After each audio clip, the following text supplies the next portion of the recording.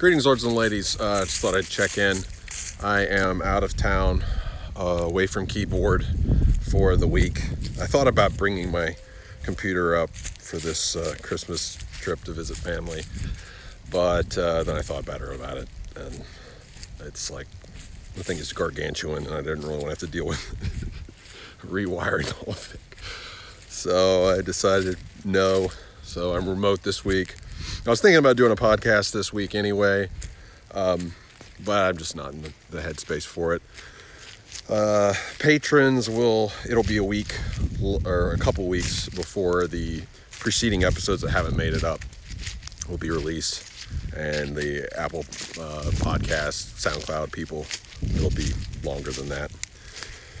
Take probably 2 weeks off. I might stream just for fun, like from the phone. So we'll see.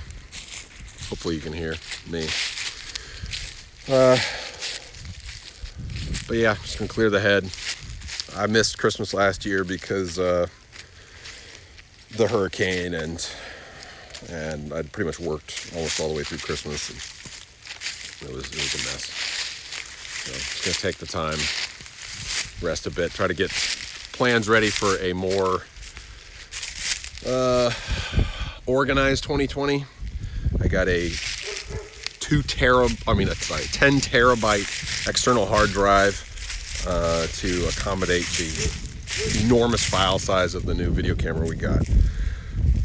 And I'm going to try to redo the entire way I've been folder structuring my video production. And so hopefully I'm going to get at least some concept of that done.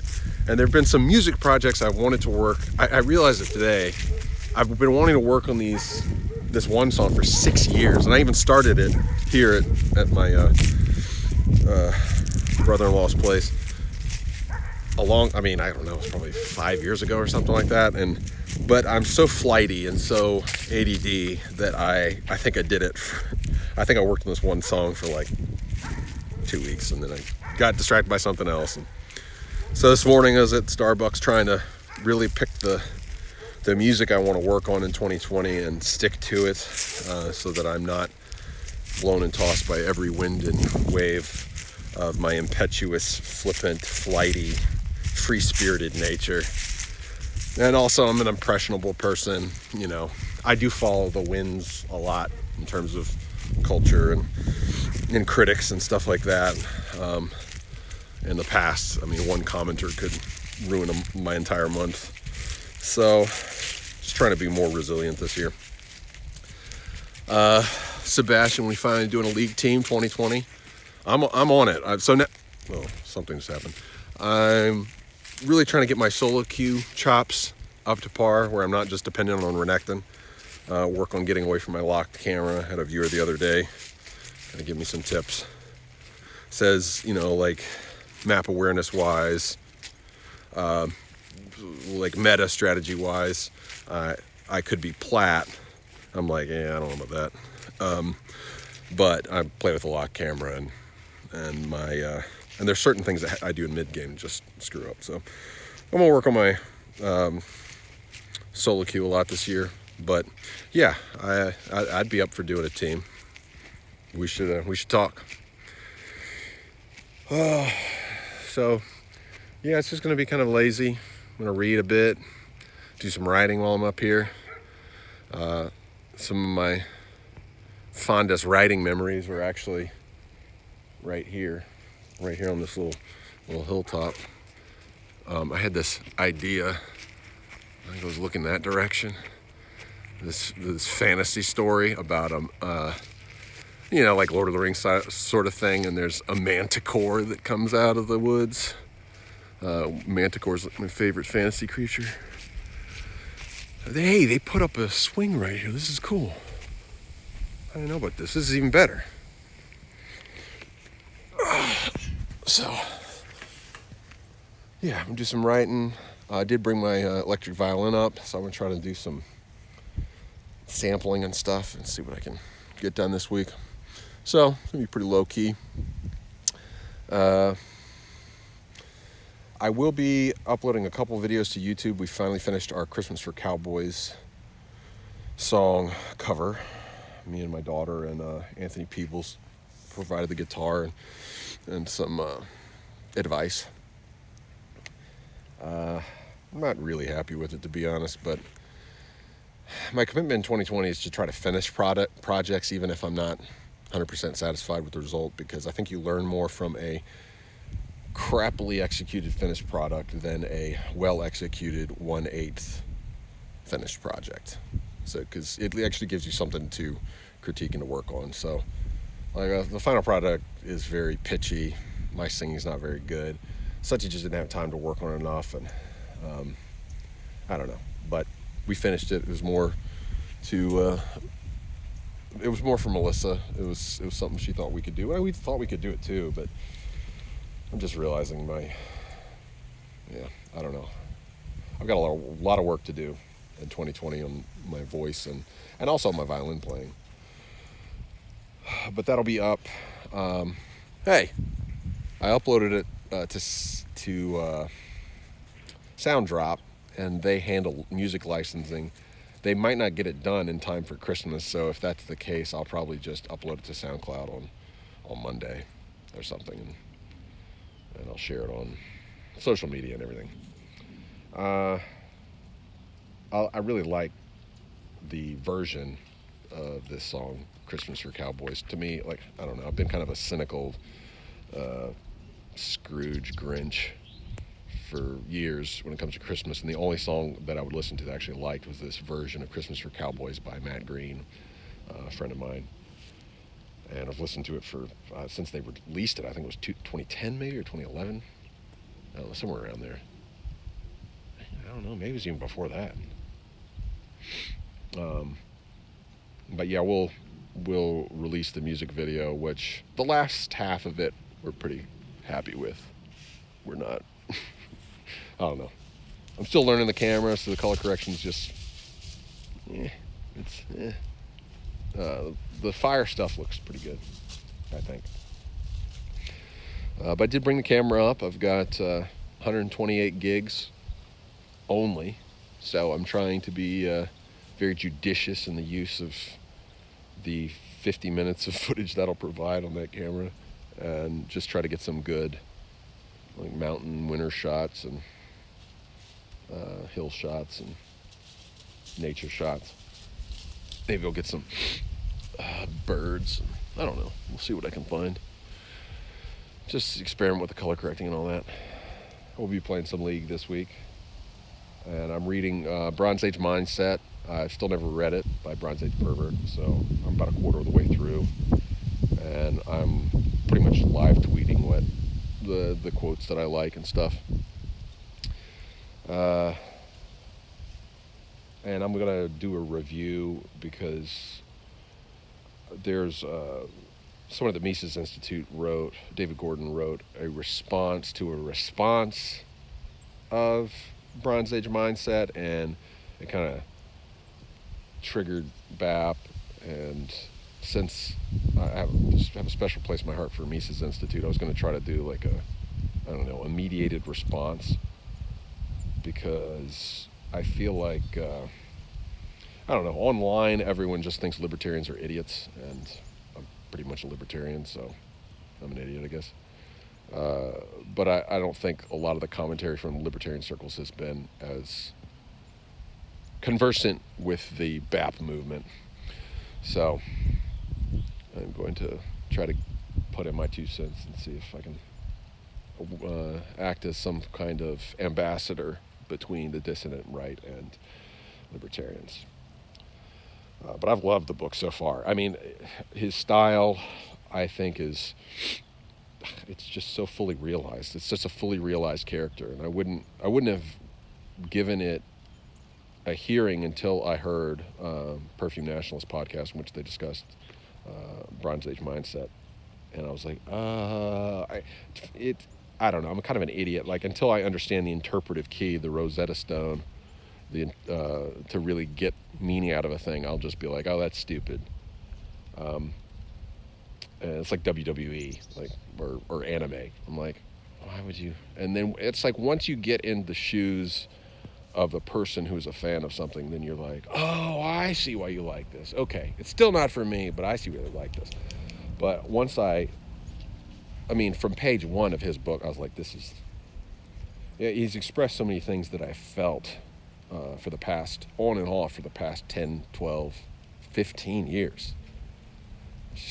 It's crazy how prescient so much of it was. He articulated things I was feeling 15 years ago about consumer culture and about politics and about the church and about the new atheists. Like, in one paragraph, the dude like drops the mic on Richard Dawkins and Sam Harris, and in 2 sentences before that, he's dropping the mic on on organized religion. It's just and perfectly concisely elucidates the way I feel. So I've really enjoyed it. Looking forward to finishing that and writing something about it.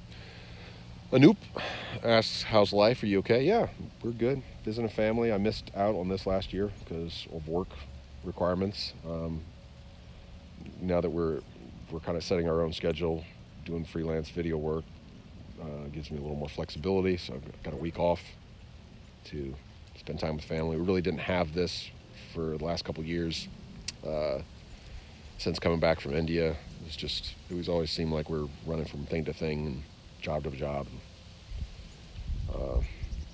And then last year with the hurricane, like I said, it just made everything very difficult. Everyone's just running to catch up after that hurricane. And I was trying to remodel our bathroom. I was actually just trying to repair it because there was a leak next to the shower. Those 10 days were bad, man. Like, I was down there for the week of Christmas. This time last year, I was trying to repair this, pull the toilet out. Oh, God, I don't even want to think about it, man. That was like one of the worst weeks I've had in 10 years. Because I was working, it was a very long week, very long hours, and I was coming home and working after hours, trying to do this as a gift for my wife for Christmas. Made it worse, pretty much.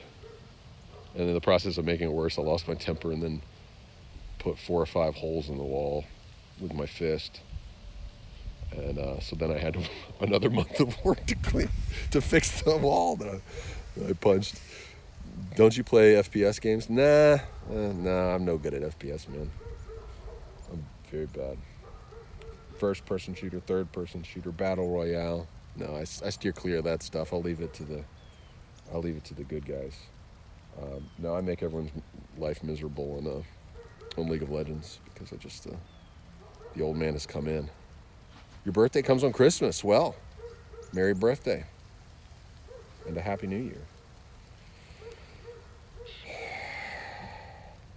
It feels nice to smell the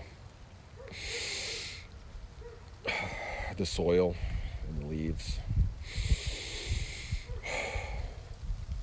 Fresh air. It feels very nice. I love the salt air. It just felt very good being back home in that sense. It felt very, very good getting a new wetsuit and surfing again in the cold. Oh, that feels good. This week was the Pipeline Masters. The finals happened the day before yesterday. Italo Ferreira, Brazilian, won it. He had a final against another Brazilian, Gabriel Medina, and those two guys are just on fire. Kelly Slater was in the top 4 or so. He went down to Italo, but they were just all. Unfortunately, the last day was not the ideal day. The surf kind of backed off a bit, but the caliber of the surfing throughout the contest was pretty intense.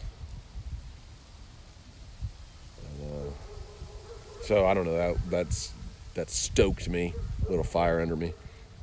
And Probable One, how you doing? Good to see you. Actually, I got a message this morning. I forgot to check it. From those are in. Got a message from Zerani. I need to check what that was. But yeah, I'm just basically saying, hey, this morning there's not going to be. We're going to have 2 podcastless weeks because I'm away from the computer. But I thought I said hey, and I might stream a little bit this week. I don't know. I'm gonna try to start uploading the 1 week and 1 minutes, even though I'm remote. So those will be a week behind for people who are viewing on YouTube. Patrons will get a week early access. So we got last week's already up for them, and I'm gonna try to figure out a way to re-upload that, or maybe I'll just make it public. I don't know. We'll see. Yeah, I heard good things about Lighthouse from a Kino perspective, as whatever. That looks real nice. So, yeah, I'd like to watch some flicks. It's been a while since we watched something the other night. Ford versus Ferrari. I watched with my my cousin-in-law. I guess that's my cousin-in-law. But yeah, whenever we get together, we try to catch up on a movie together. I liked it pretty good. No, it's not like, the most artsy-fartsy cinematic film, but it was serviceable for its ends, I feel like. It's really interesting, the line that they take in these kind of movies. Like, it's funny. Some of these politically correct cultural critics or whatever are talking about how it's misogynist or overly masculine or white, cis, and all this. And the movie is very clearly anti-Henry Ford. It's very anti-corporate culture. It's very anti that whole thing. I don't know. I thought it found its line. I don't know. Even some of that annoys me, the way that they have to find a line to appease enough people. I don't know. It was kind of political, in a sense. I thought it could have used a little more toxic masculinity, to be honest. For a movie called Ford versus Ferrari. But then again, there's certain things I liked about it because it showed. I have noticed that disrespect in corporate culture or in big business for the guy on the front lines. And there's just this sort of flippant dismissal of the people at ground level. And it's again why I think Marxism still holds sway emotionally, because nobody cares. Nobody cares. And there is a sort of good old boy nepotism that it's just cheap. It's tacky.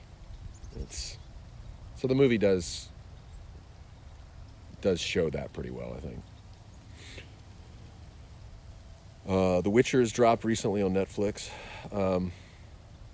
Yeah, I haven't heard anything about it. I actually haven't even seen any of the trailers. I never played the game, so I don't know anything about the source material.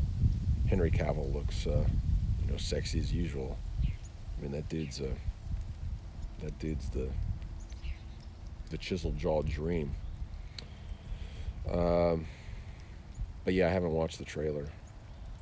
I don't know. Maybe I'll check it out. Maybe I won't. I really don't have an impulse to see much of anything. I don't know. I have this long. I got a 360 long list of films that are in my queue. But every time I look at it, I'm like, not today. Not ready. Too soon.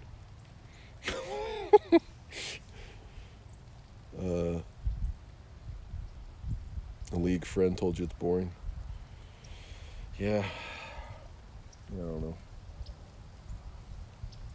I'm not really interested in watching much Netflix stuff right now. Mandalorian doesn't pique my interest either. I'm not interested in the new Star Wars. So Judah saw it. What'd you think? What's your review in a tweet?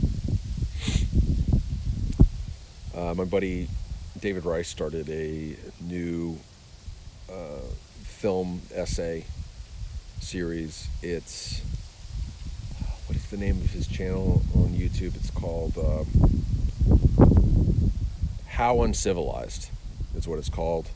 And so he's going to basically do his video essay defense of the prequels. He's always been a champion of the prequels since before it was cool to be a fan of the prequels. You can see some of his essays online. He wrote for a blog called Unreality Mag, and he's been writing these for a while, and he's always made a compelling case, even to me, and I was just kind of like dismissive until I heard some of what he said. It's kind of become in vogue on dissident Twitter to be a champion of the cinematic feel and look of the prequels. And so when someone mentioned, I think it was Blauergeist or maybe Falstaff on Twitter, one of the two, or maybe it was somebody else. I think it was one of the two. They were talking about just how the mise-en-scène of the prequels and how rich it is, and how people look for the wrong things when they look at episodes 1 through 3, how they're expecting it to be sentimental or nostalgic when it's really a work of art. And I went back and watched THX 1130, what is it, 1136 or 1138? Anyway, I can't remember. 1138 THX. Lucas's first film, his student film, no, not the one with Robert Duvall, but the original that he made for like a USC film project. I went back and watched that, and it's, everyone who defends the prequels is right. Like, Lucas is not primarily a storyteller. I mean, well, he's a production designer, and he's an artist, and he's just and I mentioned this when I was talking to Jack, Perfume Nationalist, on the podcast we discussed together with. We discussed Camille Paglia, and she talked in one of her books about episode 3 being a really cinematic mise-en-scène sort of thing. And she defends that as well. And going back and watch the THX film, this is real circuitous, the THX 1138 film, it's just so, I don't know, it's so poetic. It is true cinema. It is show, don't tell. There's something just so beautiful, and you can see Star Wars in it. It's early, it's avant-garde, it's strange, it's experimental, and it communicates what it's trying to communicate through just randomness. It's just odd. Audio, I mean, his emphasis on audio is really, you kind of underappreciate just how much it plays a role in Star Wars. But yeah, it's just a tapestry of visuals and also audio. Anyway, so David Rice, all that to say, he started this series. The first one, he's defending Jar Jar, which I didn't think I would ever justify, but I don't know, he makes a compelling case for it. I really, what he says in the first minute, I'm like, oh, okay, I see. So Judah says, reverse everything in The Last Jedi and cover it up with more John Williams. Didn't hate it, though. Okay, yeah. So it's it's like, it is almost like a game of telephone or something like that, or a Mad Lib, like if you had a like hot potato version of storytelling, and you're just passing the baton to somebody else or something. And they're two people that hate each other's guts, and they're trying to set it up for the next person to have a terrible time trying to pick up where they left off. I mean, it really does feel like that. It feels like so discontinuous and arbitrary. So, yeah. Please review some. Oh, I thought you said please remove some movies. I'm like, what movies? What do you want me to remove? Yes, I am going to review some movies. It's going to happen in 2020. It's going to happen. I've been saying it for a long time, but yeah, for real, it's happening. Did I watch Sacred Games? No, I still haven't seen it. yeah, Bollywood will be high on the priority list in 2020. So I'll be coming back slowly but surely, bit by bit. Judah's on the road to Albuquerque. Are we getting forward stream of conscious? Divyansh, how are you doing? Good to see you. Yes, you're getting a forward stream of consciousness, basically. Just saying hey. Just saying what's up. Got a little light drizzle here in central Alabama. So yeah, just a little saying hey to chat and stuff. Hey, Cotton, how are you doing? I think I'm gonna sign off and go into the cozy house. So y'all have happy holidays if you're getting some time off. Merry Christmas to those of you who celebrate. And it'll be a couple of weeks off, and we'll be back. Music in 2020, Bollywood in 2020.